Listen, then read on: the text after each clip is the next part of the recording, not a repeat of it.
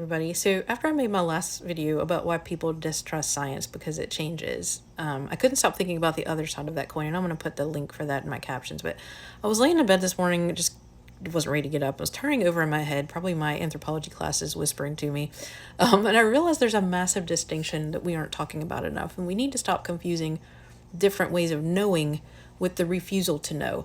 And there's a lazy tendency, especially in the West, to look back at history or look sideways at indigenous cultures and see their lack of modern technology as a lack of intelligence. But there's a bitter irony to that, right? Because often the same people who judge other cultures for not having science are the ones who are looking at the advanced science we do have at our fingertips and refusing to change. We often judge them for what they couldn't have known, while we choose to ignore what we do know. But if we stop judging and start looking, those cultures actually teach us exactly why we need to trust the process of observation. So anthropology teaches us that human beings have always been scientists of their own survival. Every culture develops frameworks, stories, rituals, remedies, not just because they are superstitious, but because they're hyper observant. Even when those frameworks include elements outsiders label superstition, they're engineering solutions with the tools they have.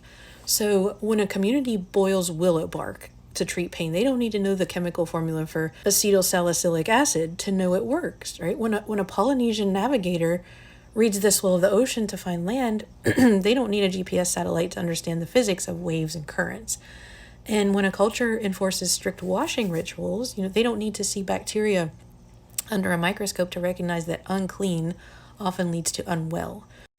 And this is what academics often call traditional ecological knowledge. It's the cumulative place-based knowledge, practices, and beliefs about how to live with a specific environment built over generations of direct observation and experience. So the explanation might be symbolic or spiritual. The river demands respect, right? But the reasoning is grounded in centuries of data collection, pattern recognition, and lived experience.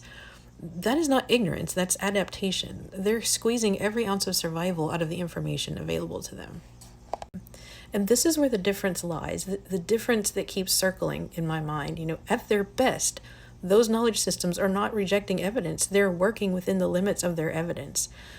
That's fundamentally different from the dynamic we're seeing in parts of modern society. We live in a civilization of unprecedented access to information and global peer-reviewed research, real-time climate monitoring, and the documented history of medical trial and error. We have the luxury of knowing exactly why the willow bark works and how the virus spreads. And yet we see people actively choosing to reject that knowledge, right? When people dismiss carefully collected data without engaging it or cling to disproven claims because it fits their identity, this is not a different cultural perspective. This is willful denial. When an indigenous community relies on oral tradition because they lack written records, that's resourcefulness. When a modern citizen relies on a conspiracy theory because they dislike the peer-reviewed study, that's arrogance. We have to stop pretending those two things are equivalent. Anthropology asks us to respect how cultures make meaning within their context. It does not ask us to respect the choice to be blind in a room full of light. And to be clear, every society has people who cling to familiar beliefs when new evidence shows up, whether that's a Western patient rejecting folk remedies, or a community healer rejecting vaccines, or someone on Facebook rejecting climate data. The difference I'm talking about isn't traditional people good, modern people bad. It's whether you're doing the best you can with limited tools or refusing to use tools that are sitting right in front of you. So when a community with limited resources tries to explain a drought, they're doing their best to preserve life. When a society with advanced resources denies climate science, they're actively threatening life. One is adaptive, it tries to hold the community together. The other is obstructive, it tears the mechanisms of survival apart.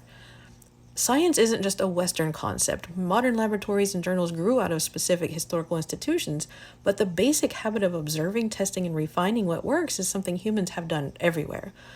When we refuse to accept updated evidence because it conflicts with our political identity or our comfort, we aren't defending tradition. We're engaging in self-sabotage. So the real divide isn't between science and culture. It's between humility and ego. It's the difference between doing the best you can with what you have and refusing to use the tools that could save you because you'd rather be right than be safe. Science changing doesn't erase meaning. It expands our ability to care for one another. And rejecting that, especially when you have the privilege and access to understand it, isn't wisdom. It's a choice to turn away from survival. All right. Talk to you guys later.